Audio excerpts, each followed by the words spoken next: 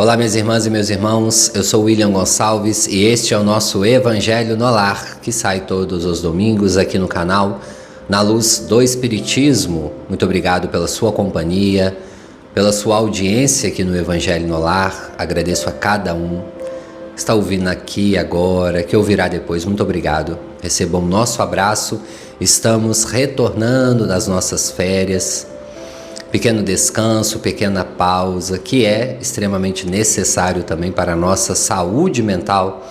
Afinal, também estamos reencarnados aqui e o corpo físico precisa dessas pausas. Inclusive, eu indico para todos, como a gente falou muito no Evangelho do ano passado, da espiritualidade no cotidiano, a vivência também da reencarnação.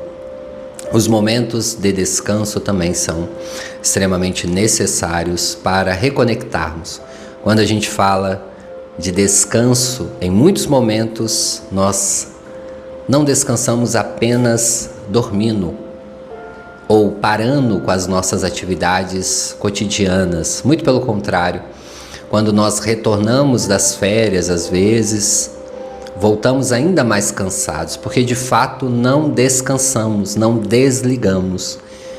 Como eu já expliquei e torno a explicar aqui, o descanso então do cérebro e também do sistema psíquico, que é além do cérebro físico, vai muito além de não fazer nada, e sim de se desconectar, que é algo que nós estamos precisando muito na atualidade. Às vezes então tiramos um dia de folga, um final de semana, ou férias, estamos conectados com a nossa rotina ainda. Então é preciso desligar, é preciso desconectar. O mundo continua, a vida continua quando nós não estamos aqui. Então muitas pessoas acreditam que são, de alguma forma, insubstituíveis. E quando vem o processo, então, da desencarnação, da despedida deste plano físico, ao chegar no plano espiritual, vê que sim, são substituíveis, porque Deus sempre vai colocar outras pessoas no seu trabalho ou nas atividades a qual foi confiado. Então nós temos que aprender a dividir, a ensinar o outro a fazer também o que nós fazemos e principalmente a descansar, porque estamos num corpo físico. Mas o descanso, o que mais importa aqui para nós, é o descanso espiritual. Uma das técnicas de descanso é ficar inteiramente no momento presente. Quantas pessoas então que viajam, que estão ou em contato com a natureza, na praia, nas cachoeiras, em clubes, etc., mas não estão completamente descansados de fato, ou não estão desligados.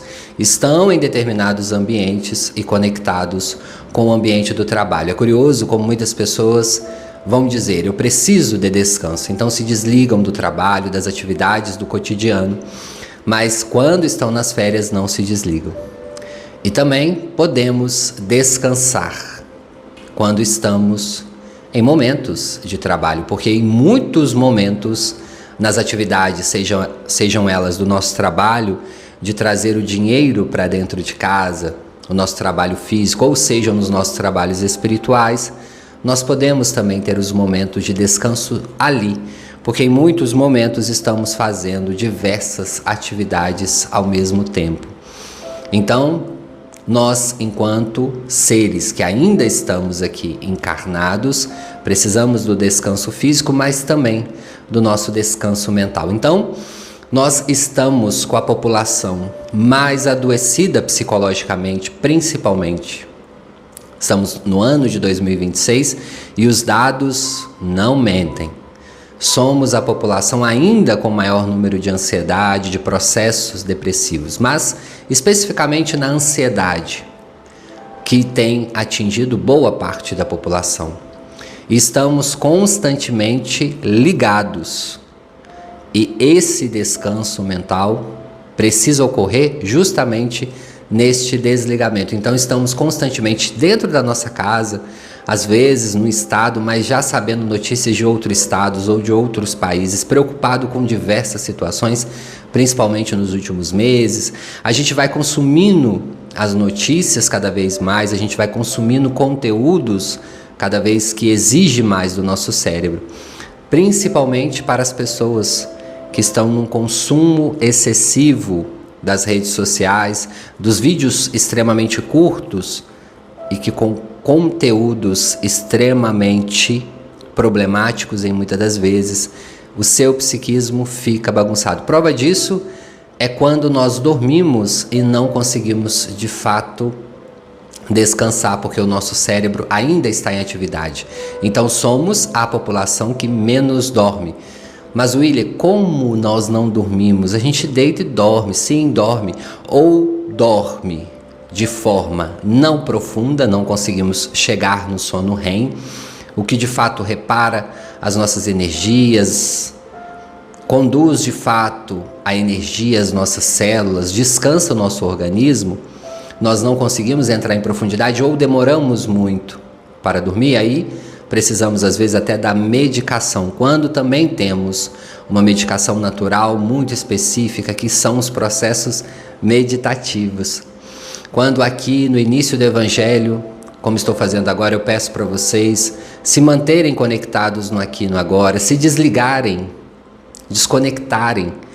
Vocês que estão ouvindo agora o Evangelho, desconecta um pouco, esqueça um pouco, fique no aqui e no agora. Esse é o momento que o cérebro vai entrar em atenção plena. Thich Nhat Hanh, que é um dos fundadores, que trouxe essa teoria muito provavelmente intuído por grandes espíritos amigos do plano espiritual, escreve sobre a atenção plena justamente em meio à guerra do Vietnã, onde a população estava cansada mentalmente. Imagine aquela população ali no meio de uma área de guerra, não sabia se ia ficar vivo, encarnado ou desencarnado, não sabia se ia ter o que se alimentar no outro dia, estava ali em extrema angústia, as notícias chegando cada vez mais. E Thich Nhat Hanh, que já conhecia essa técnica, vai ensinar as pessoas. Ele que era também um grande defensor da paz mundial, mas também do seu país, ali onde ele estava, ensinando então que a atenção plena era de fato uma saída saudável, uma saída de forma consciente, e era um momento de descansar a mente. E é curioso, quem já está abraçando essa técnica, quem já está praticando essa técnica, como o que vocês estão fazendo aqui agora, apenas ouvindo o Evangelho. Porque muitas pessoas também às vezes estão ouvindo o Evangelho e pensando em outras coisas.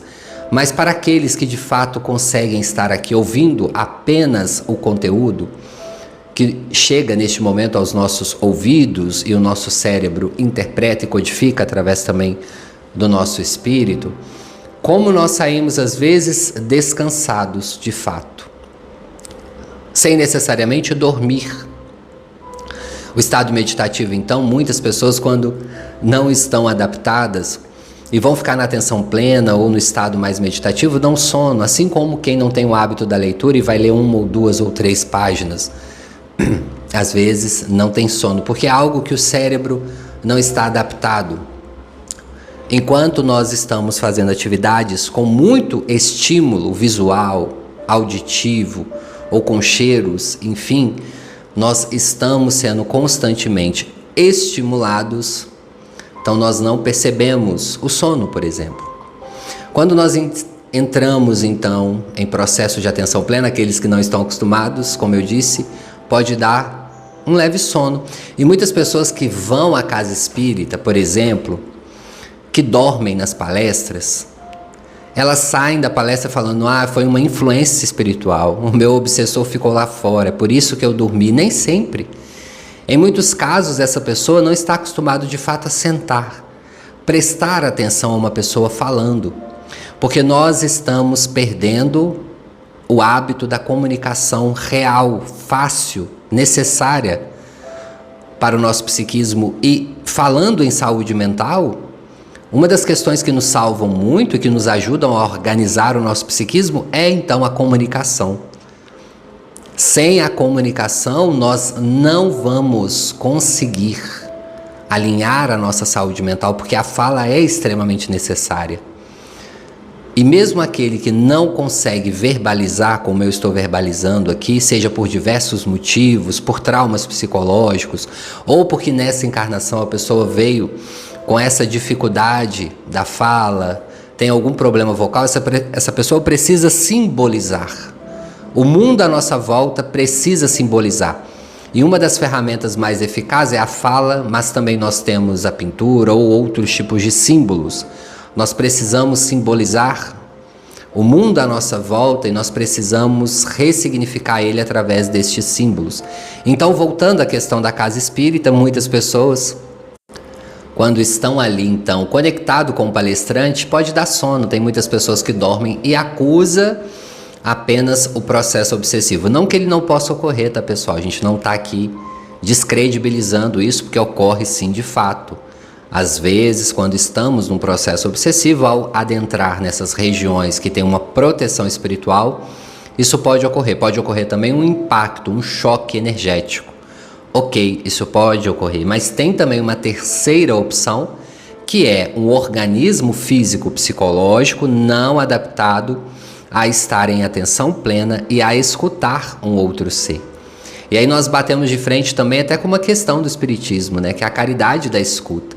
Nós não conseguimos executar uma caridade básica, simples e muito meritória, que é a caridade da escuta, deixar que o outro fale um pouco. O outro precisa também elaborar. E aí vai nos dando sono. E aí muitas pessoas às vezes até deixam de ir a este ambiente, mas porque não estão em constante treinamento nestes processos de escuta. Já estamos, basta observar.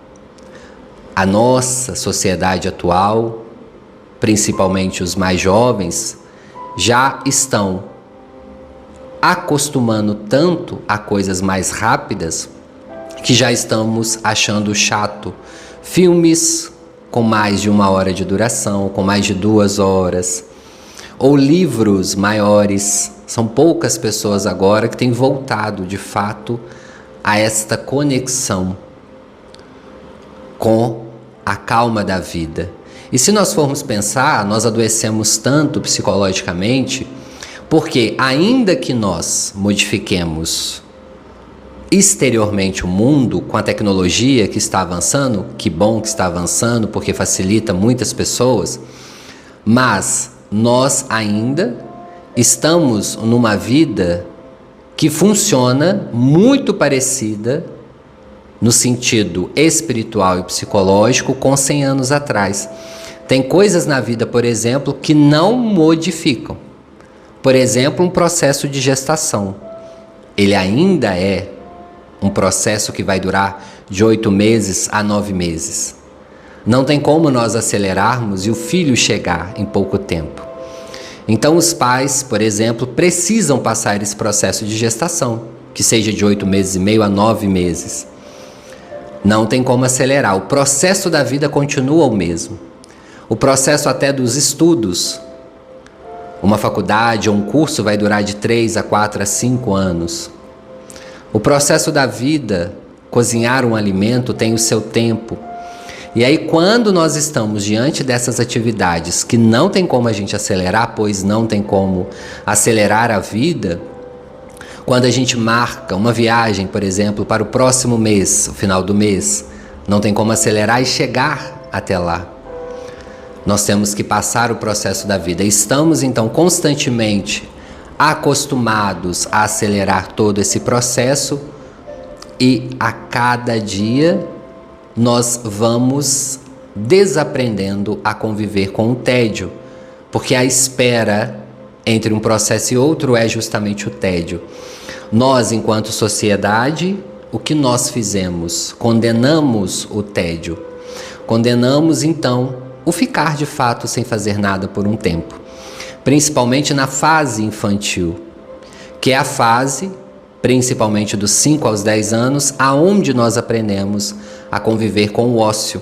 Aliás, muitos autores psicológicos e filosóficos do estoicismo e da psicologia vai dizer que o ócio ele é extremamente criativo, porque é no ócio que vai emergir ideias, pensamentos, situações que estão entravadas. Freud vai dizer situações que estão no inconscientes, ela vai emergir ali. Por isso também no processo terapêutico, quantos de nós estamos ali num processo terapêutico, muitas pessoas param porque falam, nossa, tá entediante. É o momento que nós não temos como acelerar a nossa fala, a gente precisa sentar, organizar ali os pensamentos e verbalizar para o psicólogo ou a psicóloga que está à nossa frente. É um momento então que nós precisamos simbolizar, emergir situações. Veja então como a saúde mental, para muitos acham, ter saúde mental é muito complicado, mas é muito fácil nós voltarmos. Mas é preciso mudança de hábitos muito necessárias para que todo o processo psíquico ocorra e de fato a gente volte para o nosso eixo. E olha quantas informações nós estamos tendo, como nunca nós tivemos no processo do planeta. E aí a gente já pode observar o que essa programação espiritual está nos dizendo. Despertem, acordem conscientemente.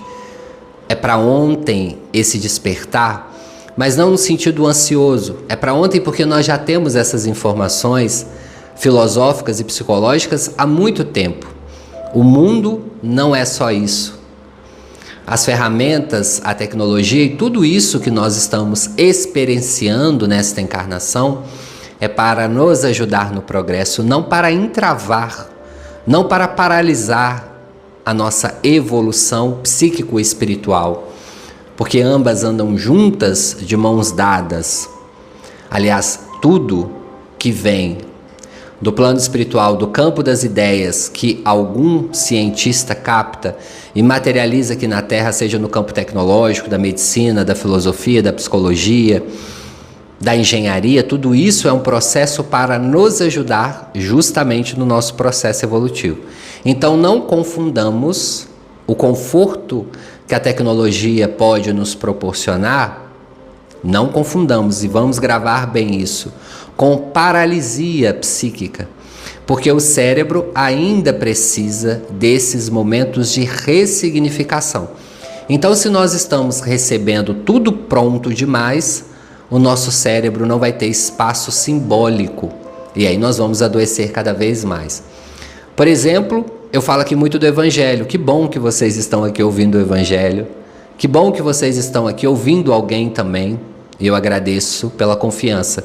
Porém, façam também o Evangelho no lar de vocês. Quando a gente está falando aqui, façam também, o simples fato de vocês organizarem ali com calma a mesa, separar a água, pegar o livro Evangelho segundo o Espiritismo ou outro que você goste, espírita, ler uma mensagem, dar uma pausa, respirar, ler a mensagem, interpretar conforme você de fato está vendo aquela mensagem. Ainda que depois você pegue outra interpretação, esteja completamente diferente da sua, não tem problema. De alguma forma o seu psicológico, ou seja, o seu psiquismo, leu aquela mensagem e interpretou. E aí é que vem o processo de intuição.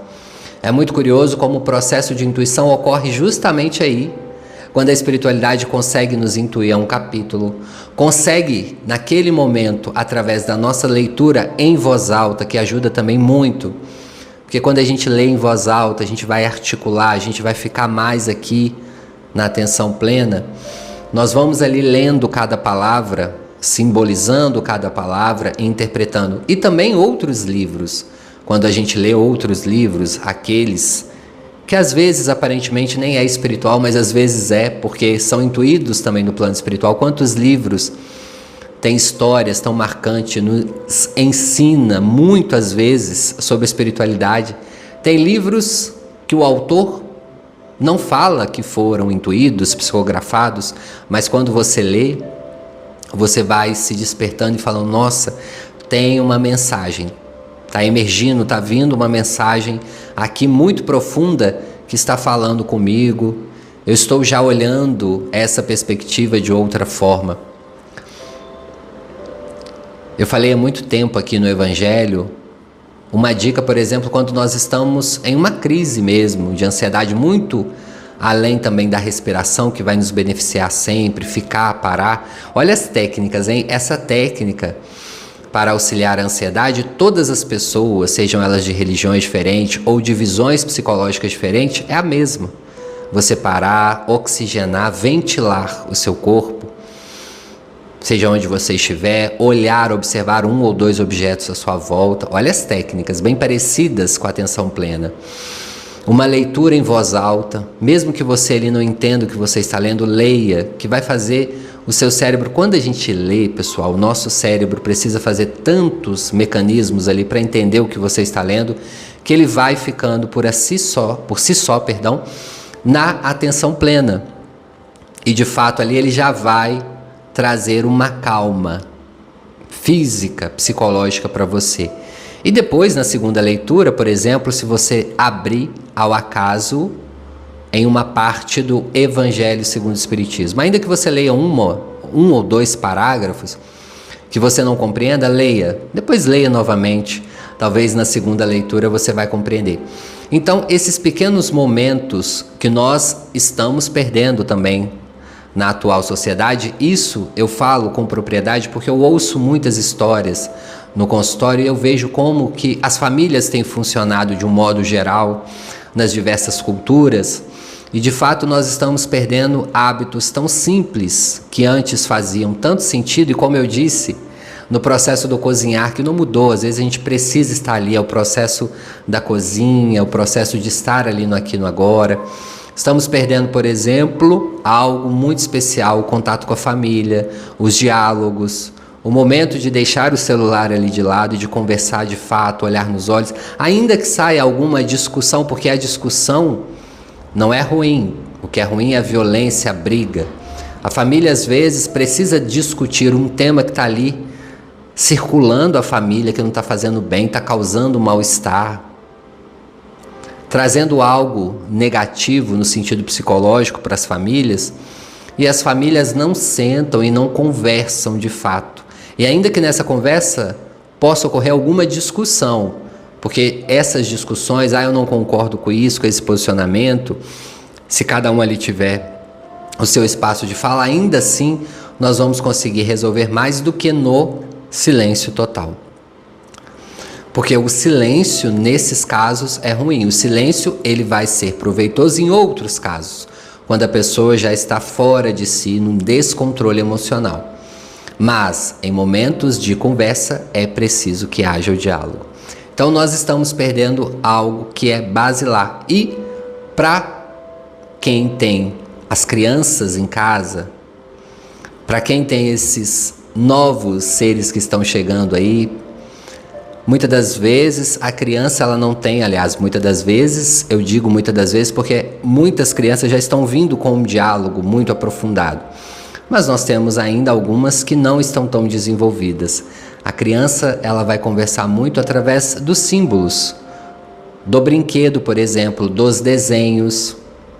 E quantos de nós, se formos voltar à nossa infância, nós vamos ouvir mentalmente muitas pessoas falando: isto não é assunto de criança, agora não é a sua vez de falar. Então nós, desde a infância, às vezes, cortamos esse espaço de diálogo. Claro, obviamente, eu entendo que muitas questões, muitos assuntos, as crianças não podem nem devem ouvir. Mas, se nós não queremos que elas escutem, por que a gente fala então na frente delas assuntos tão sérios? Assuntos sérios e particulares devem ser tratados, então, na intimidade. Mas, no momento em que a criança está ali participando de um almoço, de uma festa, de um churrasco, enfim, de uma comemoração familiar, no momento que elas estão ali também simbolizando e entendendo como é essa família, ali também é o espaço de fala e de simbolizar esse espírito que está reencarnando entre nós e que pode nos trazer muitas informações. Informações valiosas. Questões que às vezes nós não tínhamos pensado. As crianças têm uma habilidade de avaliar e de raciocinar com uma rapidez, uma fluidez. Porque em muitos momentos também elas ficam ali em atenção plena. Então, vamos nos conectar mais com quem nós somos. Neste momento em que a espiritualidade amiga superior vai nos convidar a cada vez mais a expandir a nossa consciência, não vai adiantar se nós continuarmos nas distrações habituais. Então vejamos bem, muito se fala sobre processos obsessivos, e eu costumo dizer que hoje em dia os processos obsessivos nem estão ocorrendo tanto mais no plano espiritual, porque nós já estamos tanto nos auto-obsidiando com diversas questões. Então a gente, muitos momentos nós colocamos muito a culpa em terceiros, ou direcionamos a culpa para outras situações, é da nossa defesa, é do nosso ego, colocar a culpa ou direcionar a culpa aos outros, quando em muitos momentos somos nós mesmos, como nos ensina Joana de Ângeles, o protagonista desses problemas, em muitos momentos, mais de 97%, eu costumo dizer que até mais, porque somos ali os condutores e nós estamos percebendo as energias que estão nos circulando constantemente. Nós sabemos e podemos filtrar. Agora, é claro que nós temos o indivíduo que ainda não tem essa gama, esse conhecimento mais aprofundado, mas ainda assim nós temos algo que todo ser humano tem, a intuição, e vai nos ensinar Allan Kardec, através do livro dos médiuns, livro dos espíritos, que todos somos médiuns, todos podemos perceber em algum grau o plano espiritual, porque somos de lá. Se somos de lá, somos essência, ainda que você não veja à sua frente um espírito materializado, você em algum grau tem algum sentido espiritual. Em algum momento no seu psiquismo já vem a intuição que não somos só o corpo, que não somos só o cérebro físico, somos essência, somos além da matéria, ainda que seja fraco a conexão, que você considere fraco, ou que você não tenha treinado de fato. Ainda que isso tudo ocorra, você já percebeu, e se você percebeu, você já está começando a identificar as diferenças energéticas do que nós estamos fazendo e do que pode, neste momento, nos provocar algo para a nossa não evolução e algo para a nossa evolução. O que está ajudando a aumentar, a melhorar o nosso processo psicológico e o que está nos piorando. Nós temos então algo que Kardec vai nos dizer essencial, o bom senso. Nós já estamos desenvolvendo há muito tempo. Nós já sabemos a diferença entre o bem e o mal. Se você já sabe a diferença, por que escolhe então outros caminhos? É simples, você já sabe. Por que então que mesmo sabendo dos caminhos perigosos, da lei de causa e efeito, escolhemos outros caminhos? Porque ali naquele momento da escolha nós estamos agindo por impulsos materiais do corpo. Porque quando nós estamos conectados com o nosso eu superior, com Deus, com o nosso psiquismo, com o nosso mentor, seja lá o nome que você queira dar neste momento, você vai fazer escolhas mais saudáveis. A escolhe esperar naquele momento ali, respirar, ventilar para tomar uma atitude. Quantas pessoas se arrependem então com uma atitude tomada impensada? Porque aí nós vamos agir de forma impulsiva ou emotiva, ligada às emoções e não aos sentimentos. Como a espiritualidade tem falado isso daqui. Então lide mais e entenda, não adianta só saber o caminho do bem e do mal. Adianta então entender e conscientizar a cada momento. Vamos para a nossa meditação final? Acho que já deu para nós entendermos. Eu vou ler uma mensagem da Joana de Ângeles para nós entrarmos na conexão da meditação. Ainda que nós não tenhamos feito, tá, pessoal, a prece inicial, mas eu fiz aqui antes de iniciar. Mas nós percebemos a espiritualidade aqui o tempo todo nos intuindo. Mas nós pedimos, eu sempre peço, a intuição a Jesus, a espiritualidade amiga superior, para estar conosco. Mas este evangelho todo foi um momento de oração, um momento de agradecimento, um momento de volta, né? Nos diz Joana de Ângeles, na mensagem 81 do livro Vida Feliz. Jesus disse: não se turbe o teu coração, ensinando que a calma e a confiança em Deus devem ser o lema de toda criatura que deseja encontrar a felicidade. Nunca faltam motivos para preocupações, inquietando o coração, perturbando a vida.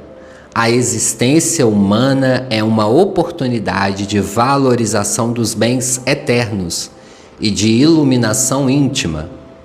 Se coloca as tuas ansiedades em Deus e lhes confia a tua vida, tudo transcorre normalmente. E se algo perturbador acontece, a serenidade assume o controle da situação e age com acerto. Deste modo, não te permitas turbar o coração, nem a mente, ante as ocorrências mal sucedidas. Maravilhosa, né? A mensagem da Joana, como sempre, mensagem 81 aí, quem tiver o livro, nos ensinando a não nos preocupar demasiadamente quando nós trabalhamos a nossa fé de fato. Vamos falar mais sobre esse tema nos próximos evangelhos. Vamos então para esse momento que nós ficamos aqui no agora, em atenção plena, conectando com os nossos mentores, amigos, mas também com o nosso psiquismo, agradecendo a Deus.